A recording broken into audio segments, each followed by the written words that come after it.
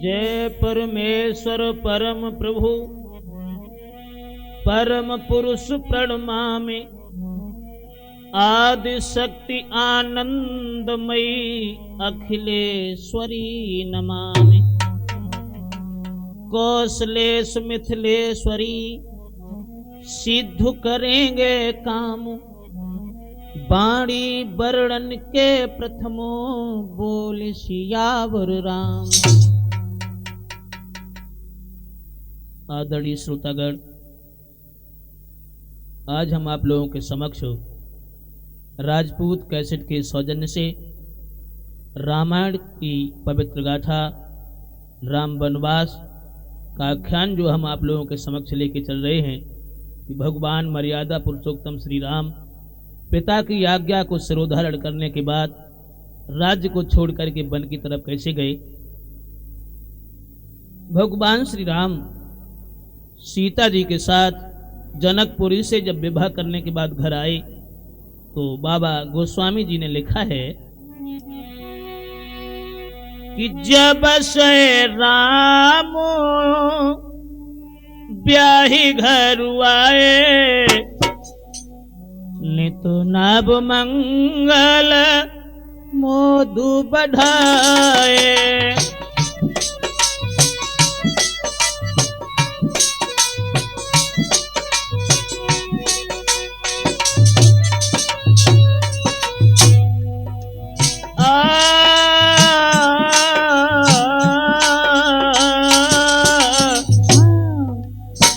जब से राम ब्याही घर आए, नित नव मंगल मोदु बधाए।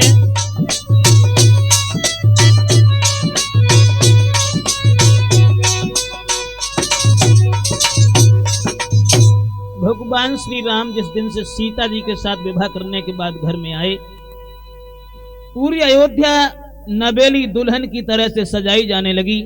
दोस्तों, शादी करने के बाद जब घर में आए हैं, घर में बहुत बड़ी प्रसन्नता है।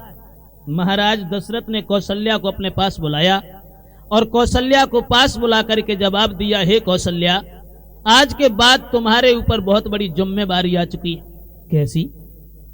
देखो, बहू जब घर में आ जाए तो बहू के प्रति सास का कर्तव्य क्या है। आज वो बात महाराज दशरथ जो हैं कौशल्या को समझाने लगी। कौशल्या, पराई लड़की जब बहू बन के घर में आए तो सास का कर्तव्य ये है, पर लड़कनी बधू घर आए,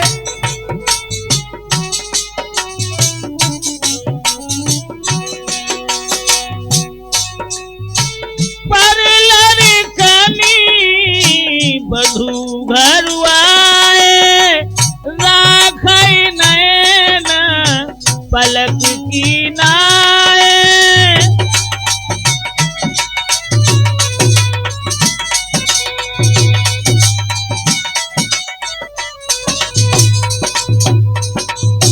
पराई लड़की जब बहू बन के घर में आए तो सास का यह कर्तव्य है कि बहू की रक्षा करने के लिए हमेशा इस तरीके से तैयार रहे जिस तरीके से आंखों के दीदों की रक्षा करने के लिए पलक हमेशा तत्पर रहते हैं।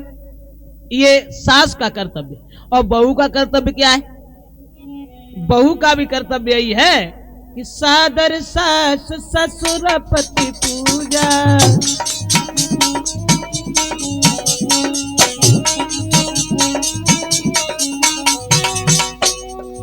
सादर सास ससुर पति पूजा, सादर सास ससुर पति पूजा, सास बड़ के धर्म न दूजा।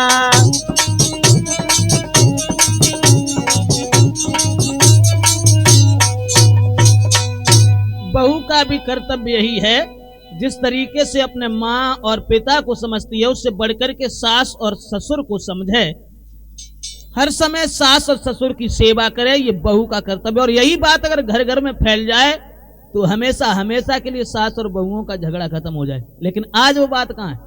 अब अब बहुओं को देखो तो सासों से नित उठ के रारी मचाती हैं। घर को जितनो काम काज सब बुढ़ियन से ही करवाती हैं।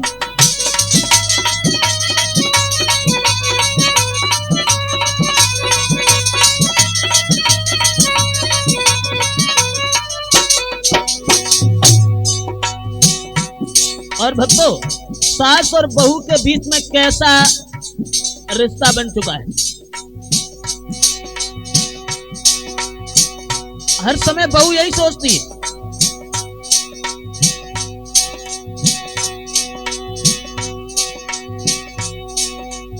घर को खाना नी को न लागे, होटल को ललचाती हैं। पति से बातों भर गई और उलटोई द्वाबु जमाती हैं।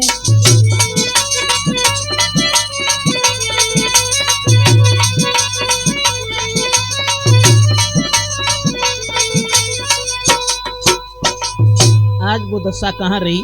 तो वही बात बता रहे हैं महाराज दशरथ। बहुत खुश हैं, लेकिन एक बात का ध्यान रखना दोस्तों, जिंदगी के दो पहलू हुआ करते हैं, सुख और दुख। जिंदगी में ना ही हमेशा सुख रहता है और ना हमेशा दुख रहता है। महाराज दशरथ बड़े प्रसन्न हैं। एक दिन उन्होंने देखा है कि सर पर कुछ बाल सफेद हैं, तो बाल सफेद देख करके मन में एक विचार आ गया कि इंसान की जिंदगी यूं ही गुजर जाती है और भगवान का भजन नहीं कर पाता। कल कल करते कल गई बीत गया सब काल, और खल आई ना कल पड़ी, तल गयो काल के गाल। हमें भगवान का भजन करना चाहिए। और बाल सफेद जब देखे कि बालों ने कहा इशारे में, अब बाल भाव न धरो राजनु, है बाल बाल के साथ काल, बालन को ख्याल करो राजनु।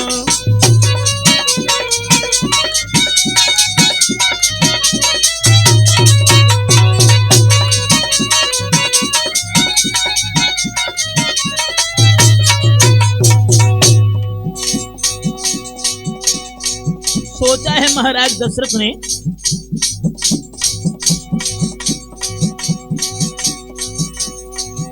बैठी है दुनिया कमर कसे, बस चलबे की तैयारी है। वो बिना कहे ही चल देता जिस दिन जिसकी अरे बारी है।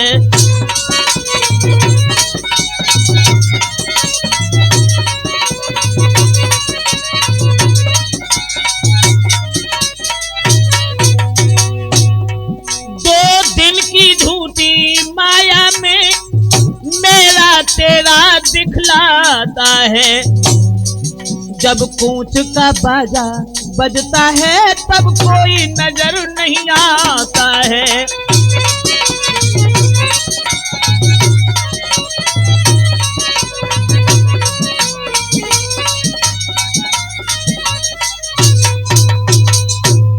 मन में सोचा महाराज दशरथ ने कि संसार ये सब रैन का सपना है, केवल भगवान के भजन के अलावा साथ में कुछ नहीं जाता। मुझे परमात्मा का ध्यान करना चाहिए, संसार की मोह माया को छोड़ देना चाहिए। तो गुरु वशिष्ठ को बुला करके सलाह मिलाई है और वशिष्ठ ने जवाब दिया है कि तुम अपने बेटा राम का राज तिलक करो। उसी समय बंधुओं राम के राज तिलक की तैयारियां की गई। भरत जो थे कैकेयी के पुत्र, उस समय अपनी ननिहाल में मौजूद थे, अयोध्या में नहीं थे। और जब राम के राज तिलक की तैयारियां हुई तो अयोध्या कि घर घर में पूरे गए चौक, बहुरंग पताका फहराए।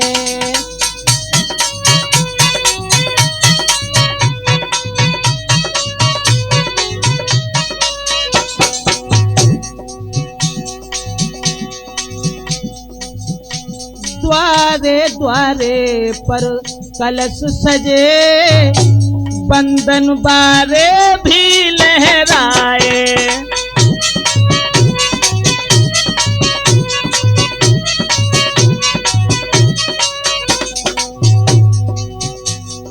तरह से अयोध्या सजाई गई जिस तरीके से नई दुल्हन सजाई जाती। और दोस्तों, दशरथ सेनापति चक्रवर्ती, फिर अवधपुरी सी राजधानी, जिसु जगह सिंह बकरी दोनों, जिसु जगह सिंह बकरी दोनों, पीते थे एक घाट पानी, जिस जगह सिंह बकरी दोनों।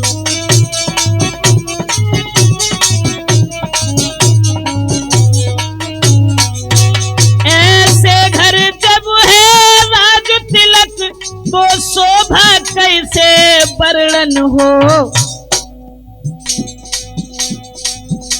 दीपक से रवि की आभा का कहिए कि सुतरह प्रदर्शन हो।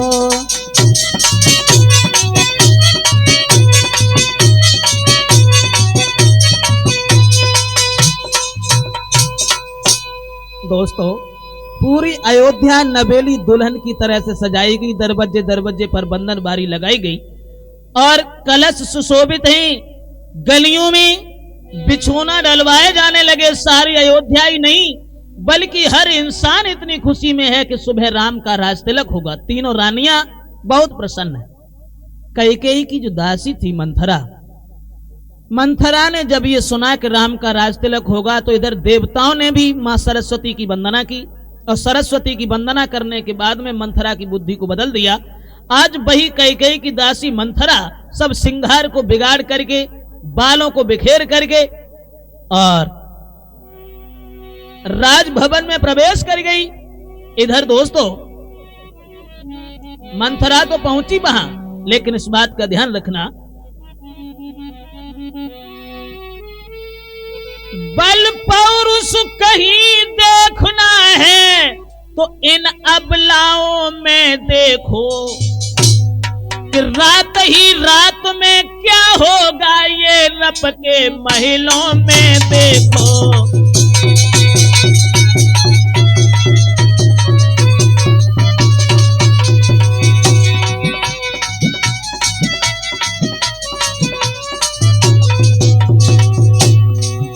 रात ही रात में क्या होगा ये भूप के महलन में देखो।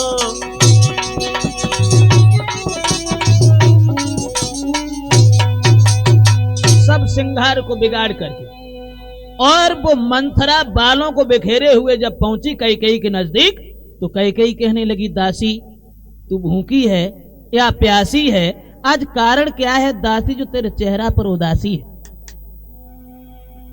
मंथरा, आज हम सबने शीश गुथाए हैं पर तूने ये बाल बिखेरे हैं, तेरा ये सब मेरी समझ में नहीं आता, बात क्या है?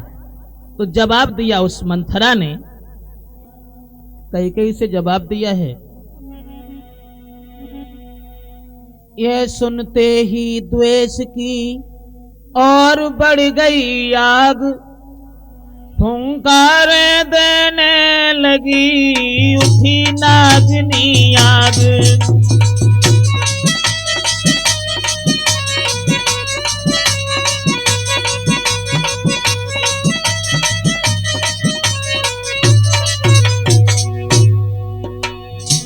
बोली देखो तो सही घर घर में है धूम, राज तिलक है राम का तुम्हें नहीं मालूम।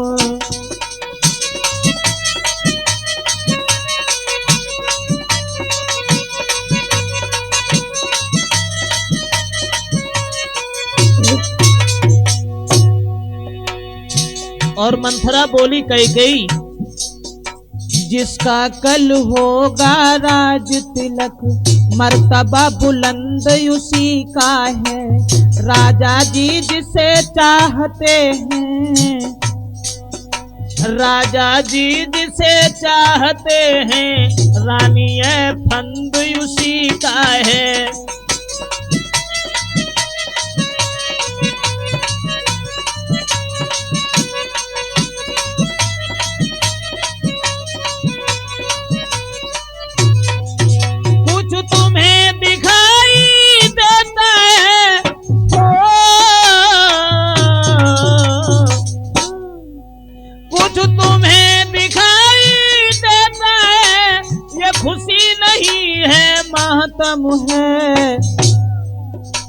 बजते हैं जो ये नकारे, आवाजों में इनके गम है।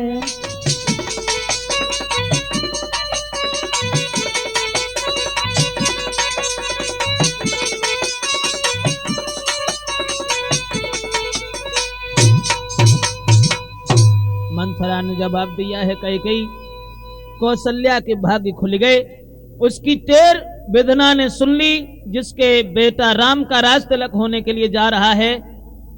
लेकिन कैकेयी, तुमसे जो बात तुम्हारे महाराज ने कही थी, उस बात का बिल्कुल तुम्हें ख्याल नहीं है। जो इतने शब्द सुने तो दांती को पीस करके कैकेयी कहने लगी, ओरी नादान, जब ही मंथरा के सुने ये विष भरे विचार, कैकेयी संभली उठी फिर बोली धिक्कार। कैकेयी ने जवाब दिया, क्यों री नादान, तू राजकाज के काम में कौन होती है? अब के जो ऐसे वचन कहे तो मुंह तेरा नुचबा लूंगी। ओ नालायक तेरी खाल खींच दोनों आंखें खिंचवा लूंगी।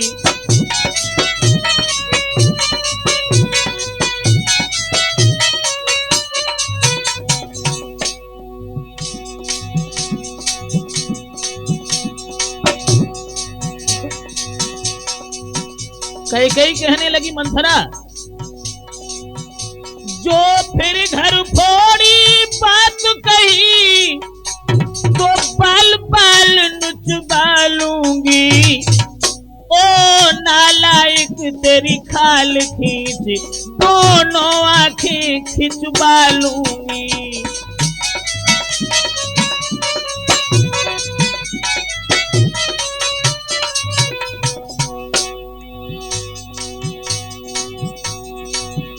चल निकली यहाँ से चांडालिनी, किसने तेरी मति मारी है? जो स्वच्छ रुई की ढेरी को बन करवाई चिंगारी है।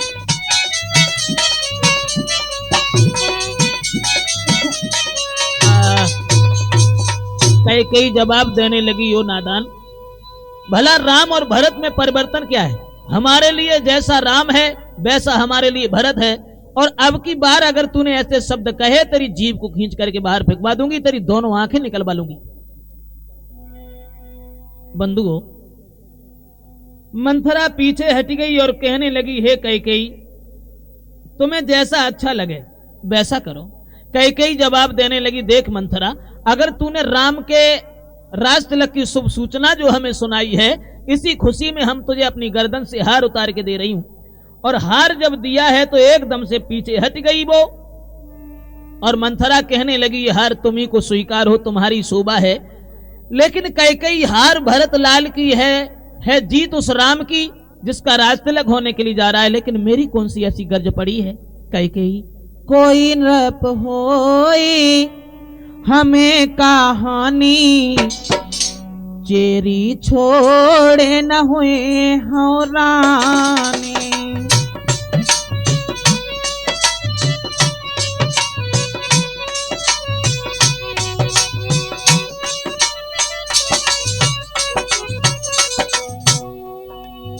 कोई नृप होए, हाँ कोई नृप होई हमें कहानी, दासी छोड़े न हुए हो रानी।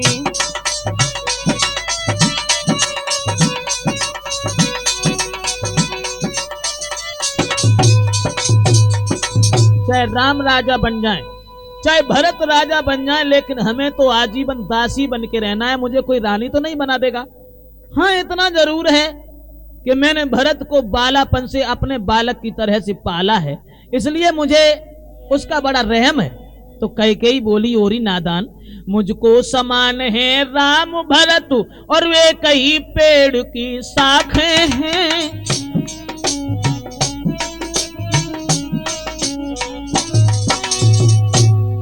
मुझ मुझ चिड़िया के दो पर ये दोनों मेरी आंखें हैं।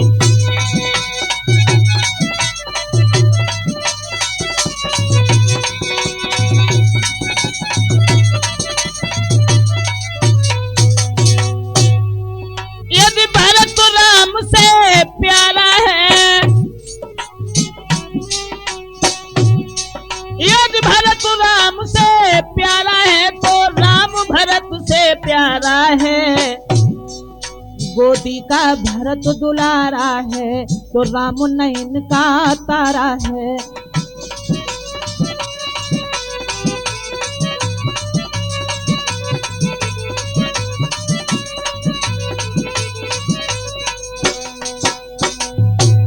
मेरे लिए तो राम और भरत दोनों एक समान हैं। भरत और राम में भला क्या परिवर्तन है? ये दोनों मेरी आंखें हैं, हम जैसी चिड़िया के लिए ये दोनों पंख हैं। इसलिए मंथरा तू पीछे लौट जा, इस तरीके से अपशब्द मेरे राम के लिए न बोल। उसी समय दोस्तों वो दासी कहने लगी, देखो कैकेयी मैं तुम्हारे भले के लिए कह रही हूं। अगर राम का राज तिलक हो गया तो भरत को आजीवन उनकी सेवा में ही रहना पड़ेगा। और कैकेयी ये निश्चित है कि जिसके बच्चे का राज तिलक होगा उसका मर्तबा बुलंद हो जाएगा और तुम्हें कौशल्या की दासी बन करके रहना पड़ेगा। दोस्तों ध्यान रखना, काम कर गई अंत में नागिन की फुंकार, लगी कांपने कैकेयी डगमग हुए विचार। आज कैकेयी के दिमाग में बात फिट बैठ गई, मन ही मन में विचार किया, ये सच है हमारे महाराज ने मेरे साथ में छल किया है। जब मेरे बच्चे को ननिहाल में भेज करके राम का राज तिलक करने को उद्यत हुए, हमारे दो वरदान जो महाराज पर धरोहर के रूप में हैं मैं अवश्य मांगूंगी। लेकिन भक्तों ये भी याद रखना कि अबला अबला नहीं होती, बल्कि कि अबला सबला हो जाती है जब तिरिया चरितु दिखाती है।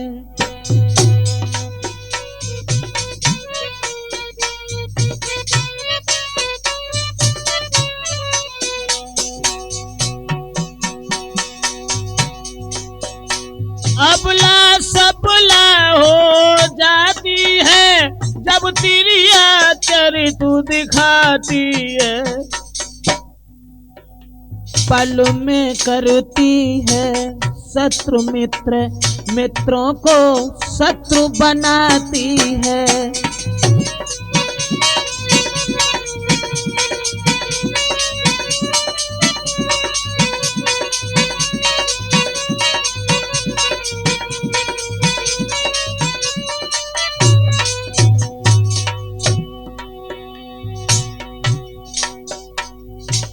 आंगन में जहां मंथरा खड़ी हुई थी, कैकेयी ने मंथरा दासी के हाथ अपने हाथों में ले लिए और जवाब दिया, सखी अब मेरी समझ में आया, तू मेरा भला चाहती है, तुझको मैंने पहचान लिया। निश्चय ही कपट भूप में है ओ दासी, अब मैंने जान लिया।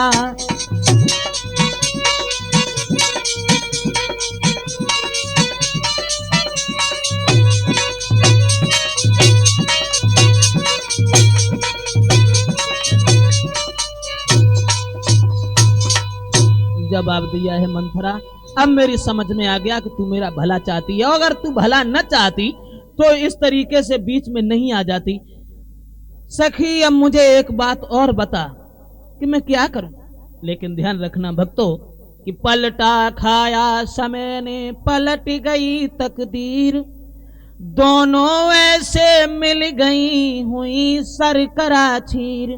दोनों इस तरीके से मिल गई जिस तरीके से दूध में चीनी घुल जाती। और मंथरा मुस्कुरा करके बोली, घबरा नहीं सकी, घबराओ नहीं, तुम्हारे दो वरदान जो महाराज पर धरोहर के रूप में हैं, वो दोनों वरदान आज मांग लूं। लेकिन एक बात का ध्यान रखना कि वरदान तब मांगना जब उनसे पहले राम की कसम खवा देना, और जब राम की सौगंध खा जाए तब तुम वरदान मांग लेना। और वरदान में क्या मांगोगी? क्या मांगू? अपने बच्चे के लिए पहले वरदान में राजगद्दी मांगो, और दूसरे वरदान में राम को तपसी बनकर के 14 साल का वनवास मांगो। भागवत श्रोताओ, 14 साल का वनवास सुनने के बाद में कैकेयी के हृदय में थोड़ी दया आ गई और जवाब दिया, दासी ऐसे बुरे शब्द न कहे सखी कि है रामचंद्र भी राजकुमारू कोमल है निरु अपराधी है।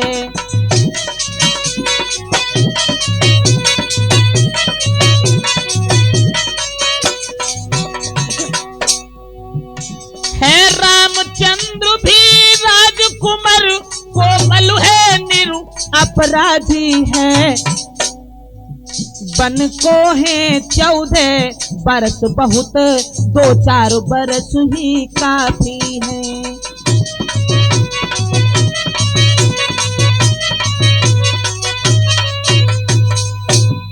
जवाब दिया है कैकेयी ने कि देख दासी मंथरा, राम कोई अपराधी तो नहीं है, राजकुमार है, भोला भाला है, सीधा है, बहुत सज्जन है, तो राम को 14 साल आंखों से ओझल न करने दे।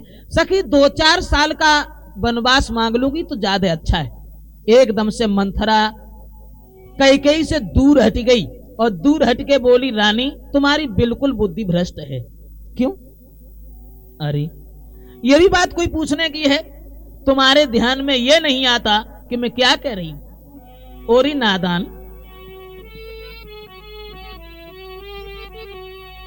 कि समझा समझा करूहारी मैं, समझा समझा करूहारी मैं, तुम फिर भी बही की जाती हो। जो करे तुम्हारा सर्वनाश, जो करे तुम्हारा सर्वनाश, तुम उस पर दया दिखाती हो।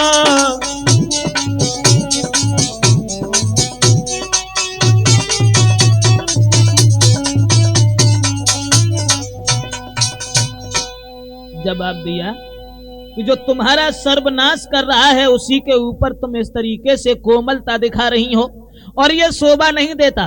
तुम 14 साल का ही वरदान मांगो, और चाहे महाराज दशरथ कितनी भी बार तुम्हें समझाने की चेष्टा करें, लेकिन बात कोई मत मानना। और ये ध्यान में रखना कि जब महाराज दशरथ वचन दे दें, राम की कसम खा जाएं, तब तुम वरदान मांगना। दोस्तों, इतने शब्द कहने के बाद कि चली वहां से मंथरा उल्टा जादू डाल, कोप भवन में कैकेयी लगी बिछाने जाल। मंथरा तो चली गई और कैकेयी कोप भवन में पहुंची। कोप भवन का मतलब गुस्सा वाले कमरा में। जब वहां पहुंची तो कैकेयी ने दशा क्या बनाई दोस्तों, कि कर दिए वस्त्र सब तार तार, हाँ, लटके मोती जंजाल हुए।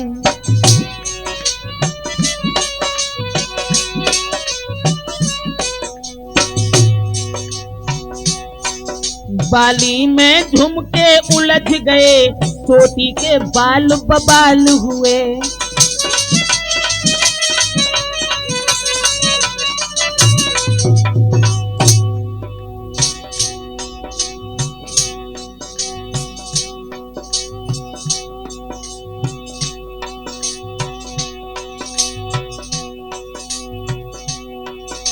लाल मांग अब आंखों में, काजल ने काले गाल किए। श्रृंगार दान पर तेल पड़ा, कंघी ने दांत निकाल दिए।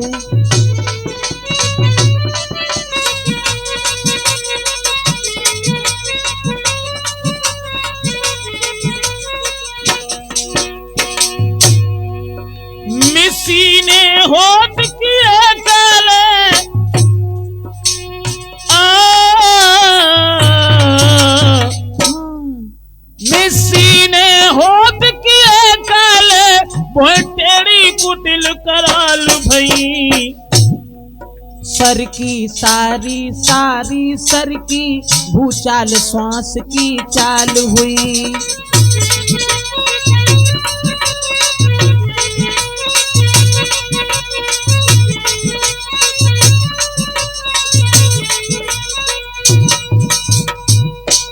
दोस्तों, सब सिंगार को बिगाड़ करके आज वो कैकेयी कोप भवन में जब लेट गई, कोप भवन में जब लेटी है तो इधर महाराज दशरथ कि फूले फूले सांझ को आए दशरथ राव, कैकेयी को देख कर बोले सरल स्वभाव।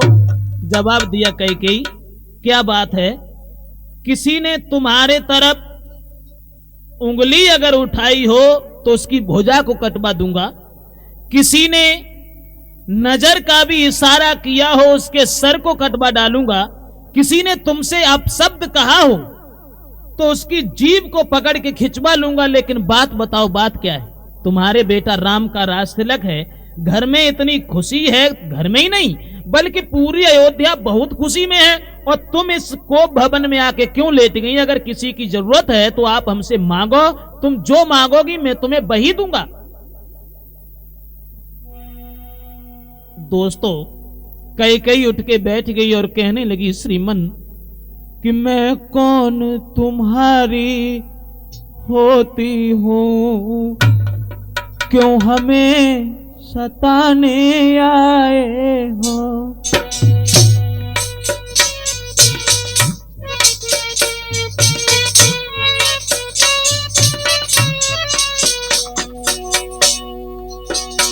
मैं कौन तुम्हारी होती हूँ, क्यों मुझे सताने आए हो।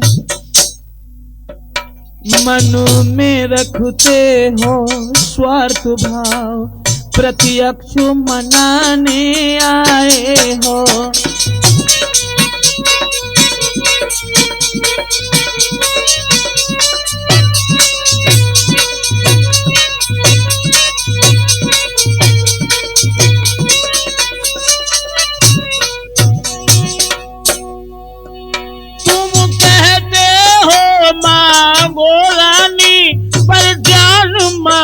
पर मिटती है,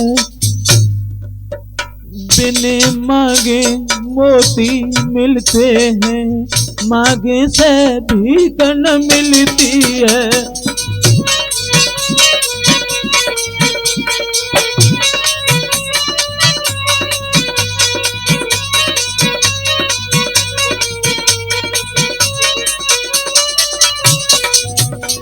अच्छा जो मांग शीश पर है, देखिए मांग क्या देती है। बिखरे बालों को मांग सदा हाथों से बंधवा लेती है।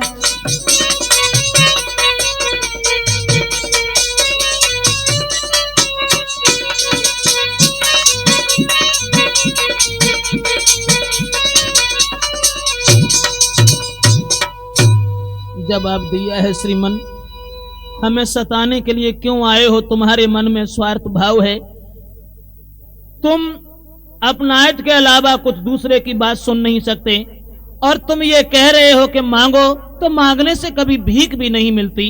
तो उत्तर में नृप ने कहा, धन्य तुम्हारा ज्ञान, तुम अपनी ही मांग का करती हो अपमान।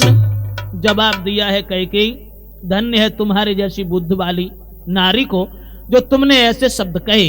लेकिन कैकेयी, मांग अगर मांगी जाए तो ऐसे से मांगी जाए जो मांग देने के लिए हमेशा प्रेम रखे, और भला ऐसे से मांगने से क्या फायदा है जो कि मांग से दूर रहे। इसलिए कैकेयी, तुमने अगर मांग की बात की है तो मांगो, दिल खोल के मांगो जो भी चाहे। आज तुम्हें इतना प्रसन्न हूं कि राम का राजतिलक जो हो रहा है, तुम जो भी मांगो मैं तुम्हें वही दूंगा। तो रानी कहने लगी, श्रीमन एक बात मेरी और सुन लो,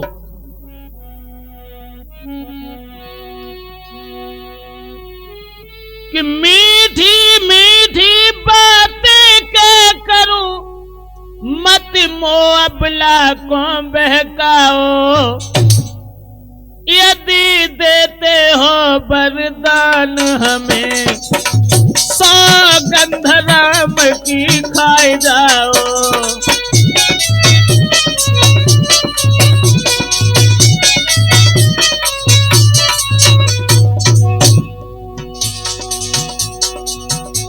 चिकनी चुपड़ी बातें कह करूं,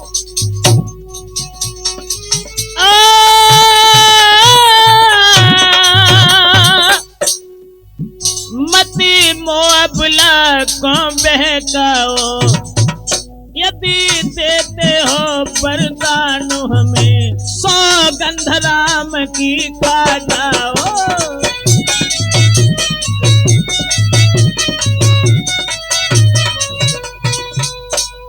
जवाब दिया, अगर तुम हमें वरदान देना चाहते हो और हमारी मांग को पूरा करना चाहते हो तो पहले राम की कसम खा जाओ। जो ये कहा कि राम की कसम खा जाओ तो महाराज दशरथ समझ गए कि अब कोई कारण जरूर है।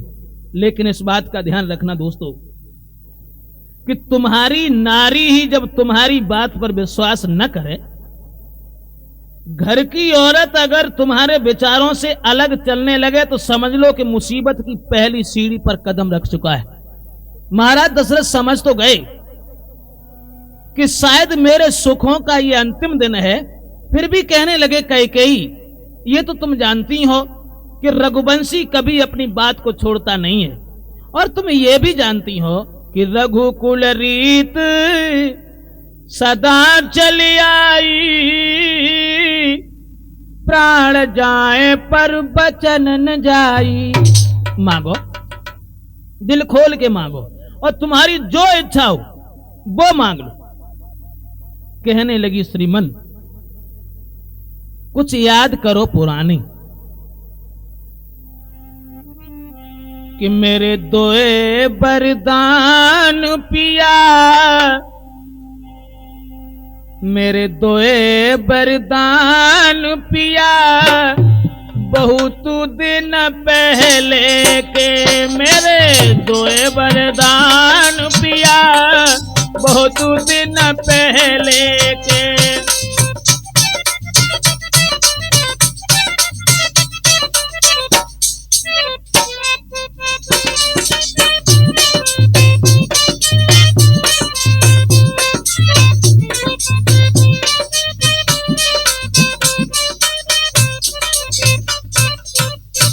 जवाब दिया है कि हमारे दो वरदान जो धरोहर के रूप में थे वो दोनों वरदान आज चाहिए, और मैं आज वही दोनों वरदान मांगने के लिए सब सिंगार को बिगाड़ करके इसको भवन में आके लेट गई हूं। जो इतने शब्द सुने तो महाराज दशरथ मुस्कुरा करके कहने लगे, कैकेयी ये दो वरदान, आप लोग भी इस भ्रम में होंगे कि दो वरदान वो धरोहर के रूप में कौन से थे। भक्तों प्रमाण तो यह मिलता है कि जिस समय महाराज दशरथ देवताओं की सहायता करके राक्षसों से युद्ध कर रहे थे, और युद्ध करते करते जब रथ का धुरा निकल गया तो कैकेयी ने पतिव्रता के तेज से अपनी उंगली लगा दी थी। युद्ध पर विजय प्राप्त जब की है तो महाराज दशरथ कहने लगे, कैकेयी आज हम तुमसे बहुत प्रसन्न हैं, तो वरदान मांगो। कहने लगी, वरदान की हमें कोई आवश्यकता नहीं, खैर कोई बात नहीं, अभी नहीं, जब मौका लगेगा तब हम वरदान मांगूंगी। वही दोनों वरदान। और आज कैकेयी याद दिलाती हुई कहने लगी, श्रीमन वो वरदान आज चाहिए। तो महाराज दशरथ कहने लगे, चिंता न करो, दो वरदान जो मांगने के लिए हो, दो नहीं 4 मांगो, मांग लो, दिल खोल के मांगो। तो कहने लगी, श्रीमन बात सुनो मेरी। क्या मांगा कि महाराज, सुनहु प्राण प्रिय भावत जी का, देहु एक बर भरतहि टीका।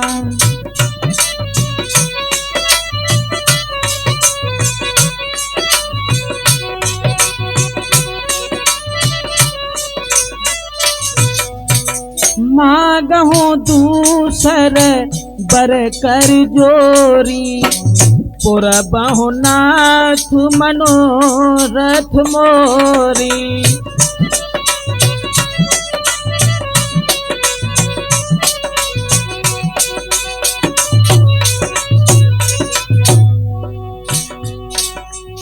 तापस बेस विशेष उदासी 14 बरस राम बनवासी।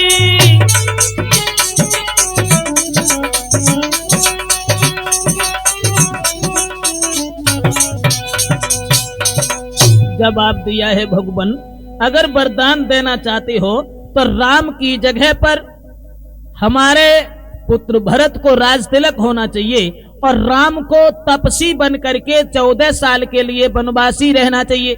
जो इतने शब्द सुने कि उन सीधे साधे राजा का मस्तक घूमा इन बातों से।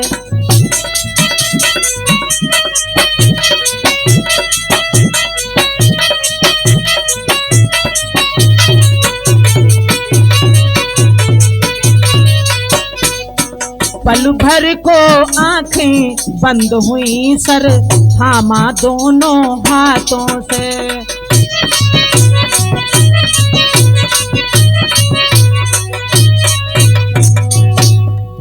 मूर्छित होने को थे लेकिन सतबल ने बल तत्काल दिया। पृथ्वी पर गिरने वाले थे धीरज ने किंतु संभाल लिया।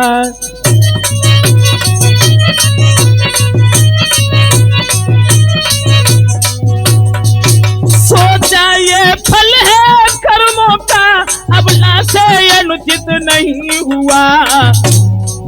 और यही विचार के रघुवंशी आसन से विचलित नहीं हुआ।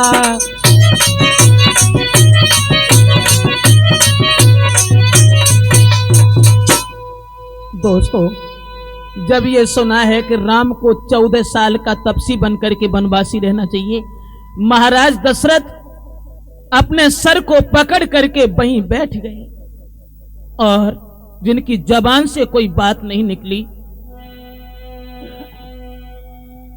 आधे क्षण मौन रहे।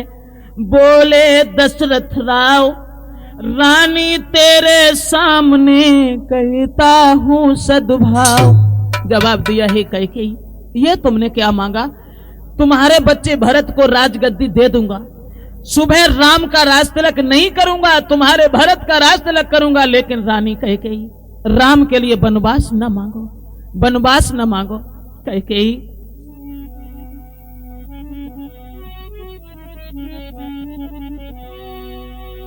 हे कैकेयी,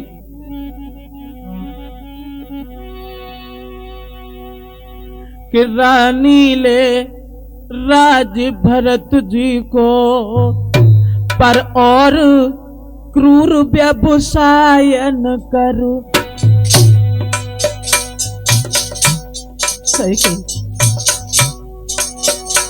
रानी ले राज भरत जी को, पर और क्रूर व्यवसाय न कर। है राम गौ सा दया पात्र, उस पर इतना अन्याय न करो।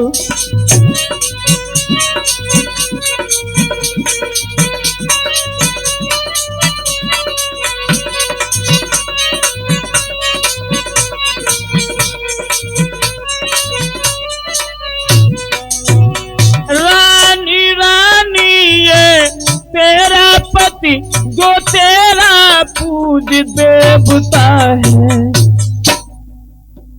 इस समय पाँव पड़ के तेरे बस इतनी भीख मांगता है।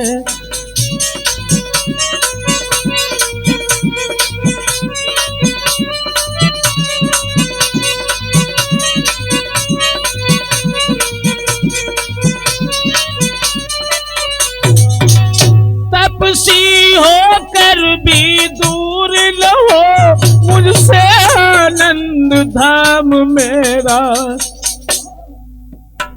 मेरी इन बूढ़ी आंखों के आगे ही रहे राम मेरा।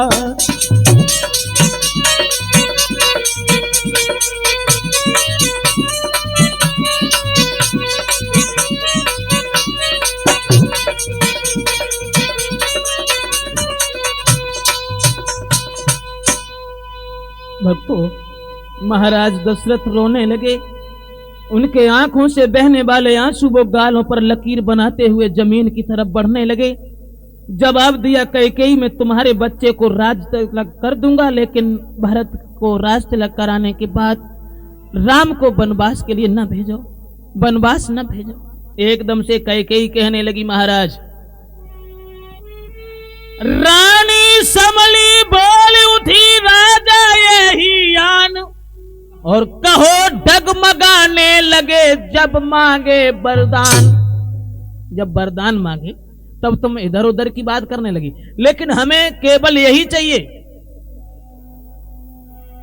महाराज दशरथ रो करके बोले हैं, कैकेयी कुछ तो सोचो। कैकेयी कहने लगी, श्रीमन कुछ सोचने की बात अगर कर रहे हो तो मेरी बात की तरफ गौर करो कि अब देश बात घर ही में है और कुछ पंचों में अपमान नहीं। तुम अपने मुख से ये कह दो, दूंगा पिछला वरदान नहीं।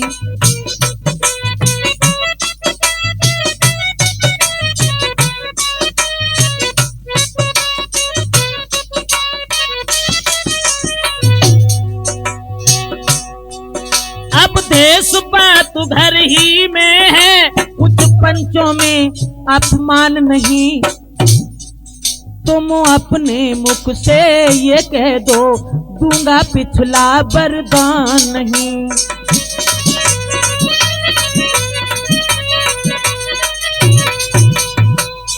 अगर तुम ये कह रहे हो और राम की तरफ अगर ज्यादा झुकाव है तुम्हारा, तो ये बात पंचों के बीच में तो नहीं है, केवल हमारे तुम्हारे बीच में है। मना कर दो और ये कह दो कि मैं पिछला वरदान नहीं देंगे। जो इतने शब्द सुने महाराज दशरथ के आंखों में आंसू आ गए और रो करके जवाब दिया, कैकेयी तू क्या कह रही है?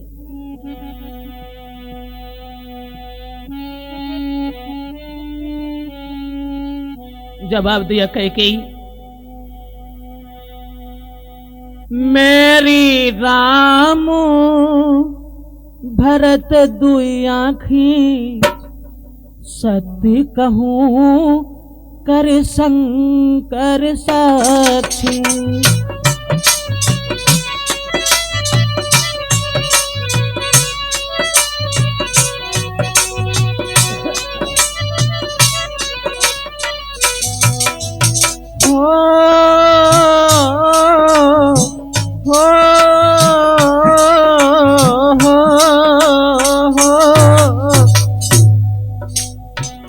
मेरी राम भरत दुई आँखें, सत्य कहाँ करे शंकर साक्षी।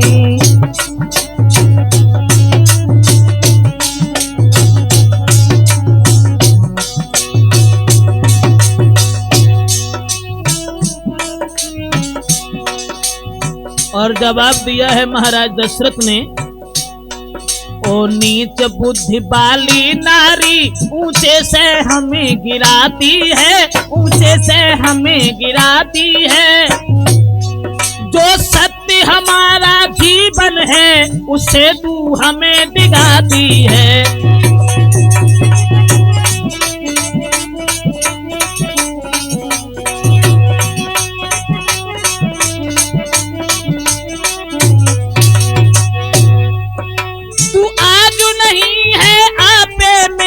जिस दिन आपे में आएगी, जिस दिन आपे में आएगी, देखना किसी दिन आंगन में सिर धुन धुन के पछताएगी।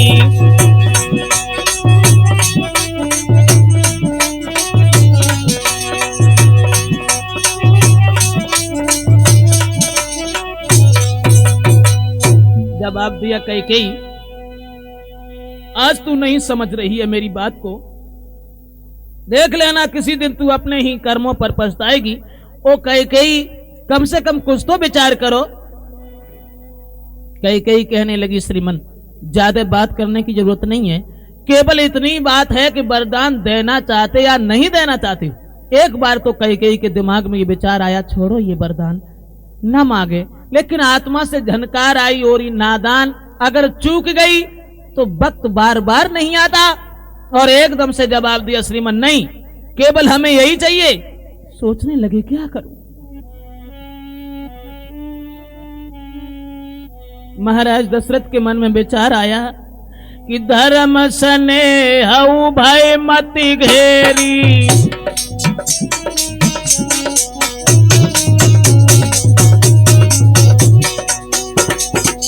धर्म स्नेह भय मति घेरी, भई गति सांप छछूंदर केरी।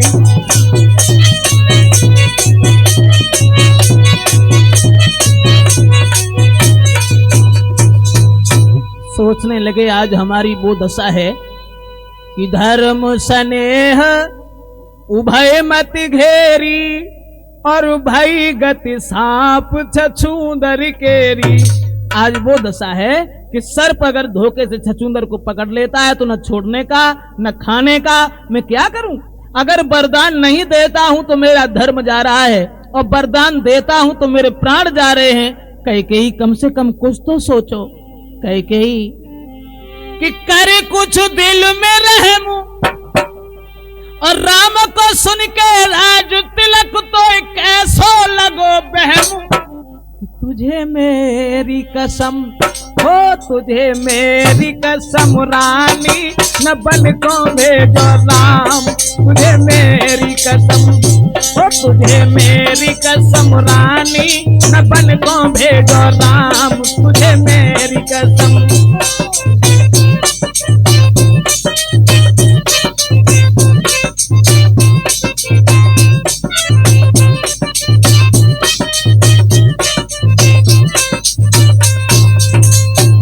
जवाब दिया कैकेयी तुम राम को वनवास के लिए न भेजो, कम से कम कुछ तो विचार करो। तो कैकेयी कहने लगी श्रीमन कुछ नहीं, केवल वरदान में मैं यही चाहती हूं और अगर वरदान न देना चाहो तो इनकार कर दो। मैं ज्यादा बरबस तुम्हें बेबस नहीं करूंगी। इसलिए तुम एक बात सुनो, अगर तुम वरदान नहीं देते हो तो तुम्हारा धर्म जा रहा है। कहने लगे कोई बात नहीं हे रानी। रानी रानी आंचल पसार कर जाले और दान भी ले।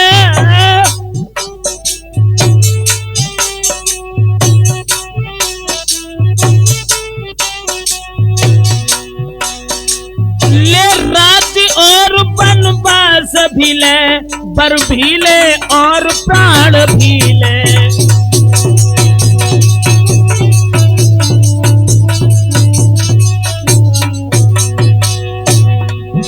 ले राज्य और वनवास भी ले, बर भी ले और प्राण भी ले।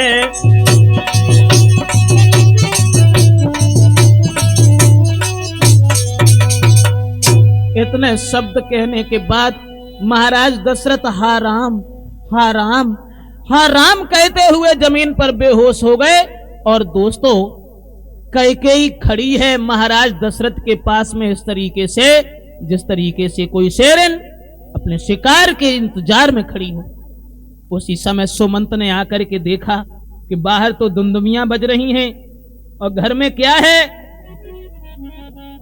सुमंत मंत्री जब वहां बड़े आंगन में कि वह दृश्य देखो मंत्री सुमंत हैरान हो गया महलों में।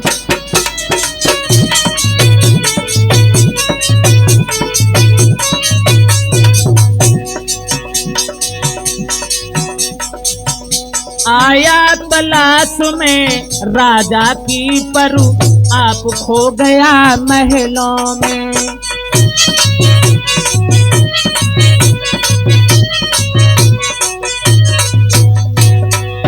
कुछ देर रुका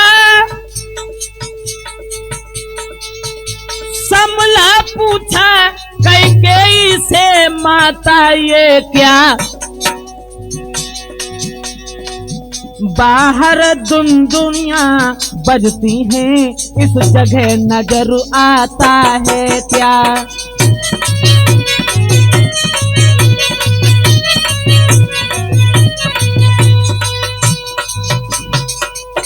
कैकेयी से पूछा सुमंत ने कि बाहर दुनिया बज रही हैं और घर की ये क्या दशा है। तो उसी समय कैकेयी कहने लगी सुमंत इधर आओ। तो रानी बोली राम को लाओ यहाँ तुरंत, तभी विदित हो जाएगा कारण तुम्हें सुमंत। जवाब दिया राम को बुला करके मेरे पास ले आओ तब तुम्हें पता चल जाएगी। तो राम को बुला करके जिस समय महाराज के पास में सुमंत ने जब पहुंचा दिया तो क्या देखा प्रभु राम ने कि महाराज दशरथ मछली की भांति तड़प रहे हैं जमीन पर पड़े हुए। तो आगे बढ़ करके राम ने मां से पूछा कि मां क्या कारण है। हे मंत्री सुमंत, ये सब क्या देख रहा हूं मैं कि मंत्री मंत्री माता माता यह कैसे अजकुलाए हैं। क्या मुझसे कोई अपराध हुआ जो मेरे पिता रिसाए हैं। तो बीड़ा के सुर की तरह यह मीठी झनकार पहुंची नप के कान में बनुजी बनु आधार। जब राम के शब्द पहुंचे हैं दशरथ के कान में, कुछ आया होश खुली आंखें, फिर एक श्वास मुख से निकला, धीरे धीरे जब होठ हिले, हे राम शब्द मुख से निकला।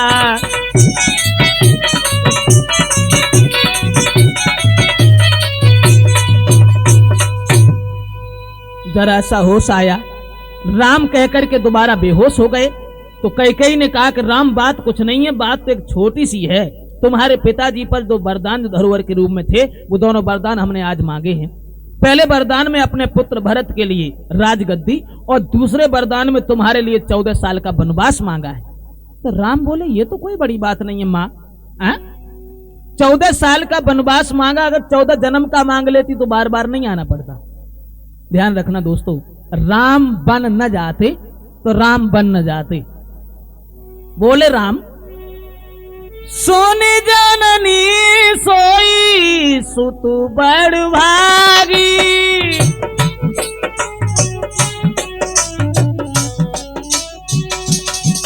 सोने जननी सोई सुत बड़ भागी, जो पितु मातु बचन अनुरागी।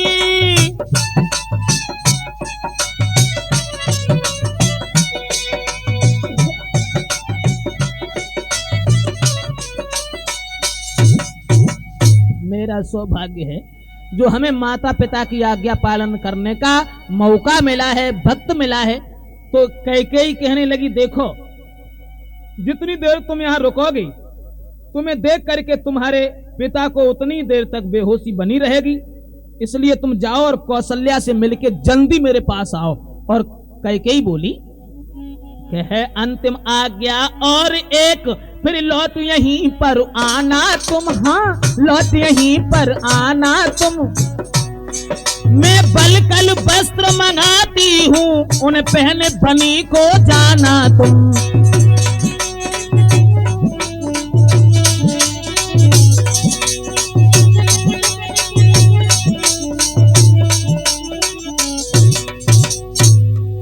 और जवाब दिया ज्यादा समय रुकने का नहीं है। दोस्तों इतने सब जब सुने हैं तो कौशल्या के पास मिलने के बाद में शेषा अवतारी लक्ष्मण ने जिद ठानी है कि मैं भी वन के लिए चलेंगे। और सीता ने भी कहा है कि श्रीमन मैं घर नहीं रहूंगी, मैं भी तुम्हारे साथ चलूंगी। उसी समय ये तीनों प्राणी वन में जाने के लिए उद्यत हुए हैं। बाहरे वक्त बाहरे समय, अरे विद के हैं सब खेल निराले, विद के हैं सब खेल निराले। आकाशी चक्कर में पड़कर कोई हंसता कोई रोता, फागुन सावन हो जाता है सावन।